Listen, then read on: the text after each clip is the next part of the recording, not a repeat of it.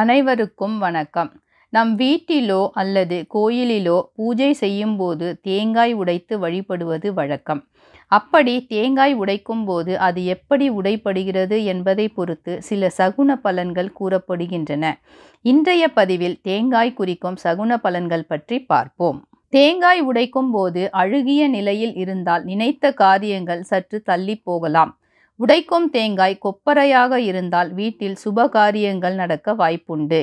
தேங்காய் உடைக்கும் போது பூ இருந்தால் பணவரவு, லாபம், எதிர்பாராத சுப விஷயங்கள் போன்றவை நடக்க வாய்ப்புண்டு.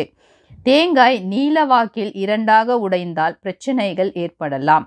தேங்காய் சரிபாதியாக உடைந்தால் குடும்பத்தில் ஒற்றுமை, மகிழ்ச்சி ஏற்படும். அதுவே கண்பகுதி பெரிதாகவும் அடிப்பகுதி சிறியதாகவும் உடைந்தால் செல்வம் பெருகும். கண்பகுதி சிறியதாகவும் அடிப்பகுதி பெரியதாகவும் உடைந்தால் குடும்பத்தில் இருந்து வந்த பிரச்சனைகள் நீங்கி அமைதி ஏற்படும்.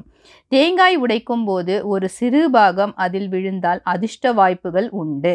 இந்த சகுன பலன்களை சிதறு தேங்காய் உடைக்கும் போது அல்லது கோயிலில் தேங்காய் உடைக்கும் போது பார்க்க தேவையில்லை. அடுத்த பதிவில் மற்றுமொரு பயனுள்ள ஆன்மீக தகவலுடன் சந்திப்போம். நன்றி, வணக்கம்.